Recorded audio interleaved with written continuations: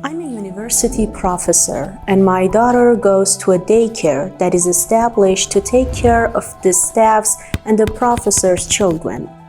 One day at lunch, when she was telling me about her day, she mentioned her friend Laura as the poor classmate and her other friend Katie as the rich classmate.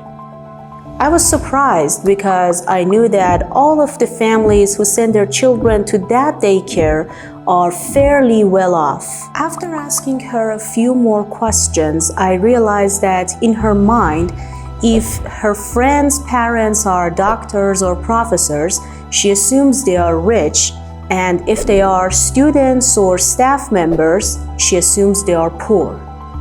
In her mind, her definition of rich and poor is shaped relative to her parents' position on the status ladder. In reality, none of those families were living below the poverty line. It really made me think, who among us is truly poor? Welcome to the Broken Ladder Project, where we dive deeply into different aspects of inequality based on the original book. Before getting started, don't forget to like this video and subscribe to Human Ec channel for more content on social and economic issues. Now let's move on to Chapter 2. Is inequality an absolute concept or a relative one?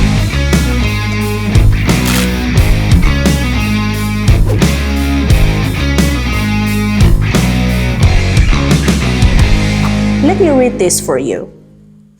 Of the families below the poverty line in the United States, 96% have a television, 93% have a microwave, 83% have an air conditioner, and 81% have a cell phone. Can such person be called as poor? Thomas Jefferson, the third president of the United States, lived in comfort and welfare, of course, but he didn't have hot water, microwave, electricity, or a cell phone. So why does no one say that he was poor? The concept of poverty has varied throughout history. Wealth and poverty are not just about the net amount of money, but it's also about the relative position. Even our sense of hunger and fullness is shaped by context, and of course, it is relative. Our brain is sensitive to signals of inequality, and it's constantly comparing us to those people around us. And of course, let's confess that it is eager to be higher on the status ladder. This is why we see poverty as a relative concept that totally depends on suicidal norms. By the way, why do we feel less satisfied even when we make more money? Because our comparisons change as we move up the status ladder. Bertrand Russell once said, "Beggars don't envy millionaires, though of course they envy other beggars who are more successful." We shouldn't forget that the power of relative comparison is much greater than money. Now that we all know poverty is a relative concept, let's discuss how much it has to do with increasing or decreasing social problems. If we look at the rates of social problems like crime in economically developed countries, although we expect the poorer countries to be worse off, we see that people's extra income don't necessarily protect them from bad life results. In economically developed countries, social and health problems are not strongly correlated with poverty. In fact, when you look at the rates, you see that only educational failure and distrust of neighbors are correlated with poverty.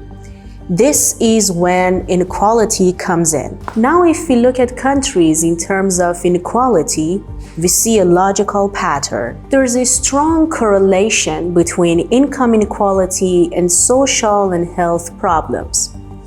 As we move from more equal countries like Finland, Norway, and Japan to more unequal countries like the United States, Portugal, and the UK, the problems get worse. Even in a study that looked at different states in the US, realized that states that have more income inequality face more social and health issues. Therefore, social problems are a function of inequality, not poverty. Poverty is different from economic inequality. Poverty is what we have and don't have, but inequality is how money is distributed, and of course, how we feel about our position on the status ladder, which we talked about last week. So what started as a child's comment about the rich and poor classmates turned into how deeply relative inequality actually is. From playgrounds to nations, our sense of status shapes everything, like our happiness and how we actually feel about fairness. Stay with us on the Broken Ladder project as we keep climbing these fascinating layers of society. If you found this piece of content thought-provoking, don't forget to like this video and subscribe to our channel for more content like this. Next week, we'll move into chapter 3 and we'll discuss together that how inequality affects our nature and personality. See you soon next week. Bye for now.